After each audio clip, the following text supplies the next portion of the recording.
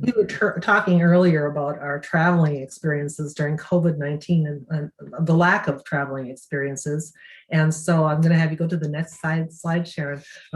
This is what called the road trip for the day. So this is your time opportunity to have a road trip for the day. We're going to talk today about overindulgence and learn about overindulgence and the 3 ways to overindulge. We're going to talk about the test of 4. And then we're going to share with you the overindulgence online courses. And we have 3 different online courses that are free of charge that we will be sharing with you. And then following this webinar, we will follow up with all of the links to the courses so that you have those. Next slide, Sharon. So what is overindulgence? And overindulgence and overindulging children is giving them too much, too soon, and too long. And it gives them things or experiences that they're not quite ready for. It's not appropriate at their age or their interests or their talents. And it's the process of giving things to children to meet adult needs, not the child's needs. The child has specific needs, but this is really meeting the adult's needs. It's giving a disproportionate amount of family resources to 1 or more children in the family. And the resource can be money. That's oftentimes what we think about, but it can also be time and energy. So there are different ways to give additional resources to that 1 or more children. Now, this is really a difficult thing for people, both parents and grandparents and adult caregivers to hear. But overindulgence is really a form of child neglect. And so it's as hard as that is to hear, that's why you're here today, to learn more about overindulgence, because we don't want to neglect our children.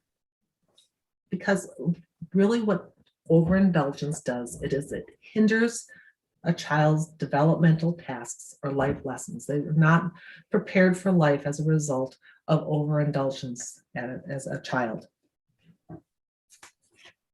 And so Sharon's going to tell us more about the 3 types of overindulgence.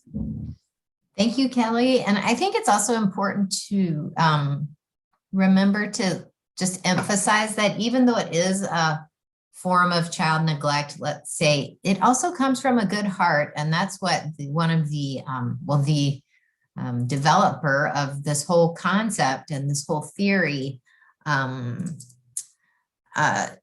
calls this. She calls it good heart parenting. And so it's done usually from a place of love. And if you are a parent, or you certainly have been parented in one way or another, you know how much most parents care for their children's happiness and well-being. So a lot of times it can be a good intention, but maybe not end up in a place that is healthy for the child. So Kelly mentioned there were 3 types of overindulgence, and I'm just going to delve a little bit more deep into those 3 types. The first one is too much, basically. And what that means, what Jean meant when she talked about that, was basically parents not understanding the concept of enough. It was kind of the idea that, oh, if a little of a good thing is good, then a lot of a good thing must be better. And that's just not necessarily the case, as you all know sometimes. The second type is called over-nurturing. And over-nurturing is when parents do too much for their children. They overdo, they spoil, they give too much attention, doing things for children that they should be learning to do for themselves. And so the thing about that is it's very tempting to do, in part because sometimes if you let a child do something for themselves, it takes a lot longer, or it's hard to watch them struggle. You know, it requires a level of discipline on the part of the parent. And sometimes they just don't have the wherewithal or haven't noticed that that's something they should be doing. And so that's why over-nurturing can be problematic. And then, of course, if you're doing things always for your children, they never learn to do it for themselves. And I believe the whole really overarching goal of parenting is to help your child adapt to life so that they can be a confident and independent adult someday. Okay, and then the third kind is soft structure. So that's a kind of situation in a family where parents don't have rules, or they don't have consistent rules or consistent boundaries. So, or if children wind up doing something that leads to negative consequences, that parents try to basically soften the blow so that the child doesn't have to deal with the consequences. Those are all examples of soft structure. Okie doke, so I go to the next slide. And this is something called the test of 4. And the test of 4 is another tool that Jean Ilsley Clark developed to help parents get a little bit of distance from situations so that they can make a decision about, does this kind of count as overindulgence or not? It's a little bit hard to know in the moment. You know how it is when you are a member of a family, life just sort of moves at a pretty quick pace. You go from decision to decision to decision. And it's hard to sometimes get a little bit of perspective on the decisions that you're making as a parent. So this test of 4 is something we will send you in follow-up. It's a little tool, and I believe there's a way it's created that it's on like a little postcard size piece of paper, and then you can just keep it on your fridge or in your back pocket, wherever it might be useful for you. But the test of 4 is basically 4 questions you ask yourself about a particular situation. So the first question is, does it get in the way of the child learning a developmental task? And if so, which ones? So is whatever decision you're making actually hindering a child from learning a developmental task? The second question is, does it use a disproportionate amount of family resources? So it's really important to remember that children are important members of families, but they are one member of a larger group, that all members of the family deserve the same considerations. And so is this, whatever decision you're making, putting too many resources or too many resources toward one member of the family? The third question you can ask yourself is this more for the parent than the child? So really consider, is this something that, who's benefiting from this decision that you're making, really? And then the fourth question is, does it harm others? So is the decision you're making harmful for folks, both within your family or outside? Okay, so we thought we could kind of walk through an example of this, and we have this precious little boy, this picture of him with his delicious strawberry. But this is just a little brief example of what might happen in a family. So my 6-year-old child won't eat the same foods as the rest of the family. So if we go back up to this set of questions, we can consider this. And if you maybe would just, if you have things to respond to, you can either unmute yourself or type in the chat your answers. So if there's a little member of the family, 6-year-old member of the family who is not enjoying any of the foods that are being prepared for them that the other family members are eating, let's ask. And so I guess that the choice would be, if you decide to not make the child eat the food, let's say, does this get in the way of the child learning a developmental task? And if so, which one? So if this child got to eat their own special foods without ever having to try what the rest of the family was eating, do you think that would get in the way of the child learning a developmental task? And if so, which one? You can, like I said, either unmute or chat your answer in there. And would you mind, Kelly, monitoring the chat and letting us know what people say?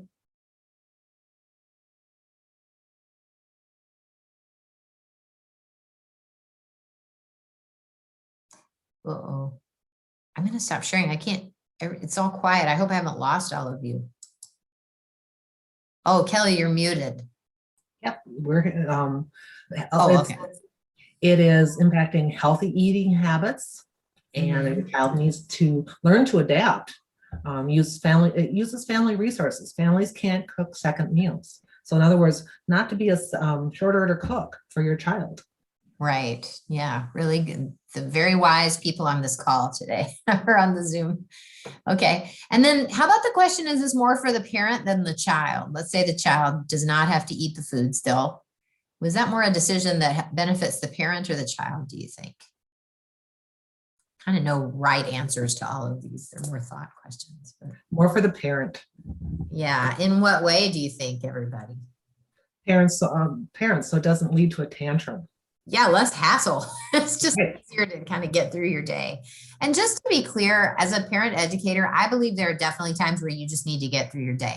You don't always have to just slog through this stuff. There are times that you can choose to take the easier route. We all have energy levels that vary, and we have a lot of different things going on in our lives. But if you see a consistent pattern of always taking the easy way out, that's probably something to consider changing in your own life or the lives of the families with whom you work. Because they don't want to listen to the child cry.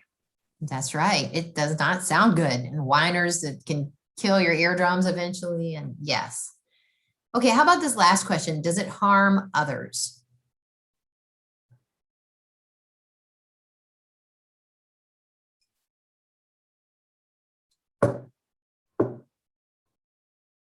Just one more comment about the earlier one, because they love the child and they want to make the child happy.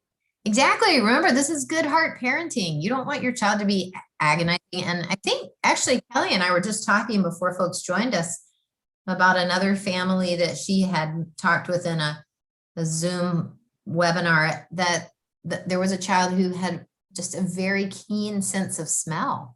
And, you know, that probably made things really different for that child than it would for other people. So maybe some of it, I mean, I have heard some things about being a little more respectful of picky eaters, that they genuinely do have a yucky experience, some of them. So, and we can teach our children to understand their own body needs and read their cues and be respectful and teach manners about saying no in a respectful way. Exactly. That's right. Okay. So the question about harming others, I would say, I guess my first response would be not really. This probably doesn't harm others. Certainly not causing physical harm, but it might do a little bit of emotional harm in terms of developing resentment among other family members, or just feeling like, why does this person always get special treatment, or things like that. Does anyone else want to share anything about that? Right, it's really harming the child more developmentally, but when it spills over to maybe social events, the child avoids going to birthday parties or special celebrations because there's going to be food there. That might harm others and make others feel bad about them not being present. That's a really great point. It might harm the child too, in terms of just, again, socially, like nobody wants to invite them over because they're not that fun to spend time with, possibly.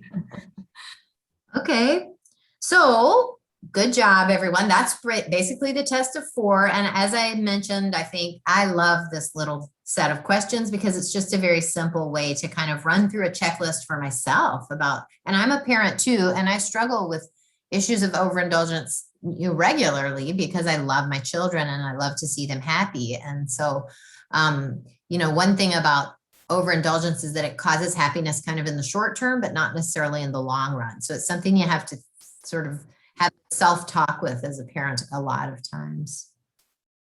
Okay. The impact of overindulgence. Oh, I kind of jumped the gun. I'm about to talk about this. So basically, sorry, let me get to my next set of notes here. Oh yeah, as I was just saying, children, if you ask them, probably would say, I love overindulgence. It's the greatest. I get everything I want exactly when I want it.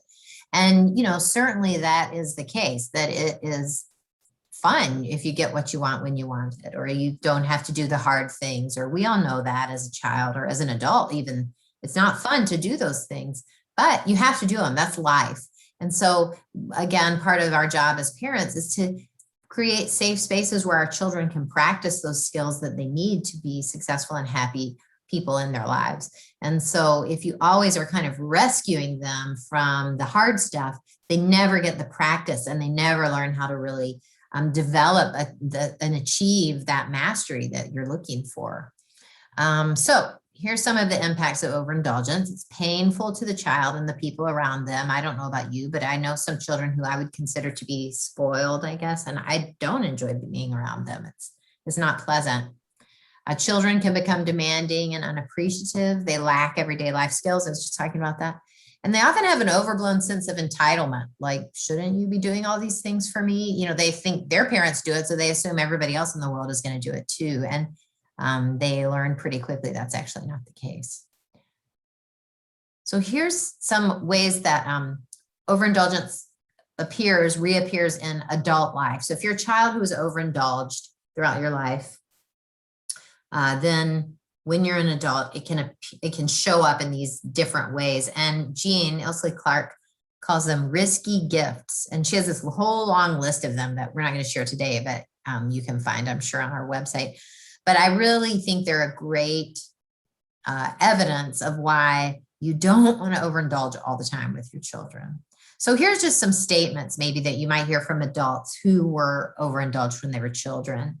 I feel sad and angry when I don't get my way or don't get what I want. I often feel disappointed in others, let down by them. The more I give, the more I expect. I am so far in debt, I can't see the light of day. And I'm overweight, discontent, I overdo, and I still feel empty. And I think Jean actually did interviews with people who identified themselves as having been overindulged as children, and she interviewed them as adults. And I think some of these statements come directly from those interviews. Let's see. So some of the hazards of overindulgence include, for adults, trouble learning how to delay gratification, trouble giving up status as the constant center of attention, trouble becoming competent in everyday skills, self-care and relating to others, trouble taking personal responsibility, trouble developing a sense of personal identity, trouble knowing what is enough, and trouble knowing what is normal for other people. So I'm just wondering if those of you who are on the call today could think for a minute, do you know any adults that you think might fit into this category that you think, oh yeah, I wonder if they were overindulged? You can just, I guess, chat it, I guess, if you know of an example, or if you do, if you might want to share how it feels to have to interact with them as an adult. I think about like coworkers. That would be the worst, to have a coworker. Always shares that they have an adult students whose parents contact me about a problem in their college class. Oh, yes. That's kind of a helicopter parent right there. And absolutely, they can identify an adult that clearly was overindulged. Yeah, it's really kind of unpleasant. All right, well, thank you. If I can, I'm gonna share. So I was actually the kid that mom made the separate food for her. Okay. So I was a super, super, super picky kid. And my mom never pushed it. She just made separate food for me and all of that. And so now I'm a picky eater and I get made fun of a lot. And it's really hard for me to go eat with people because my picky eating has been perpetuated throughout my whole life. And now that I have my own kids, things are different. I've slowly gotten out of it. But my mom definitely overindulged me, made my own food, didn't try to break that at all. And it came from a place of love, but it definitely made it more difficult as an adult to go to social functions and things like that and not know if I'm going to be able to eat anything. Oh, Yeah, Chelsea, Chelsea. thank you so much for sharing that information. Really, really helpful. And Yes. you're great. You came from a good heart, and that's really what it was about. We did a cooking, feeding children series, and really stressed the importance of the division of responsibility by Ellen Satter in feeding practices for children, because it's the parent that decides what the child eats, where they eat, and when they eat. But it's the child's responsibility to eat and how much they should eat. And so there's a lot of information, great information about that. Oh, somebody says, I love the division of responsibility, but it's not easy. So maybe I will have you, Sharon, go to the next slide for me, please. Okay. Because why do parents overindulge? And as we said, it comes from a good heart. We often hear that is because of affluence, or because the parent growing up didn't have enough. Certainly these can be part of the reasons. But overindulgence can happen at any income level. And I think that's really important to stress. People that are lower income can still overindulge. Maybe it's that soft structure where they don't have bedtime rules, or they decide that their children don't need to follow any chores in the home, or whatever it might be. There are different ways that parents can overindulge. And I think it's important to note as well that grandparents can overindulge, step parents can overindulge. There's a lot of different ways to overindulge. Next slide. So it comes from a good heart. Overindulgence comes from a good heart. Parents give or give in or give too much because they want their children to be happy. They want to get through the day. And I have to tell you, COVID right now is really stressing parents and how they parent, and maybe overindulgence is happening more now than before. And we've got some really great COVID-19 parenting resources available. But often it's a situation where parents just take the path of least resistance. And there's no blame or shame in that. It's important to know that it's happening and then to get better, to work at it harder, right? So overindulgence is all around us. We see it in social media. It almost makes us feel as parents or caregivers that we have a bar that we have to make as a parent. We have to give more and more and more. It's all around us. And it really is the new normal. And so next slide. We have some great resources with the University of Minnesota Extension, and we're so fortunate to have worked with Jean Ilsley Clark, who's a researcher and author on this overindulgence work, and as well as with a team of cross-center cross-disciplinary individuals from the Center for Family Development at the University of Minnesota Extension, and have developed 3 courses. The one is on parenting in the age of overindulgence. And I'm going to have to go back just real quick one more time. Parenting in the age of overindulgence, we're really looking at some specific examples of what it looks like. Learning about the test of 4, but learning about what are some examples. So we have one child that's a picky eater, one child that's a picky spender, and one child that's a picky dresser, and how we can maybe identify overindulgence in those. And the picky eater, his name is Charlie. And Charlie loves peanut butter and jelly sandwiches.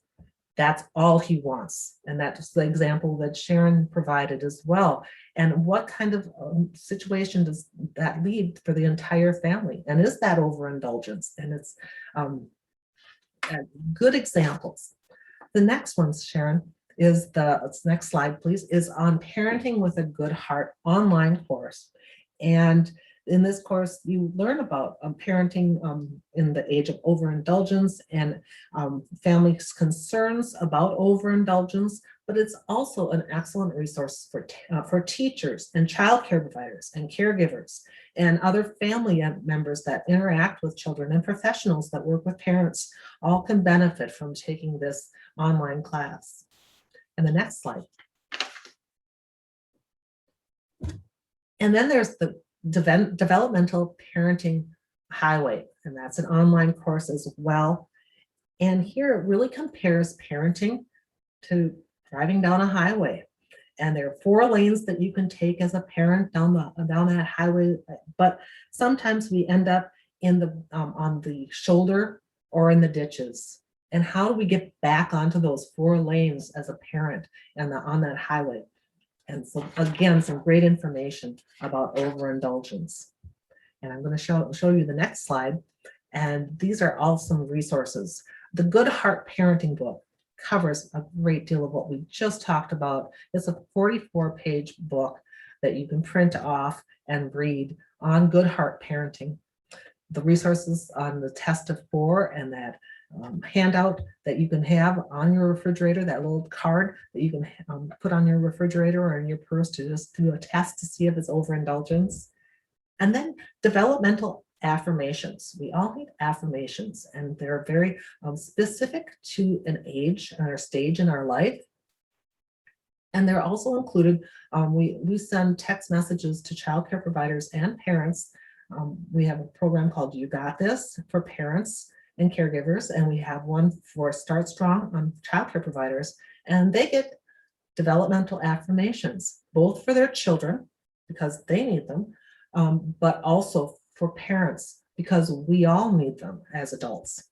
And so please take a look at those. And if you're interested in signing up for text messages, please let us know, and we'd be happy to do so. And all of these resources are free and available to you with the University of Minnesota Extension. And so with the minutes that we have remaining, I'm going to go ahead and go to the next slide. If you could please just put in the chat, what is one thing that you learned today? One thing that you learned today, and one action that you will take as a result of today's webinar. One action that you'll take as today's webinar. Now, we did this quickly. This is a half-an-hour infomercial on all of the courses that we have on overindulgence, and you can go and get all of the information on our website. As again, we will follow up with those links for you. And I love watching I appreciate the resources. Need to teach my son to do more of his own, asking the 4 questions.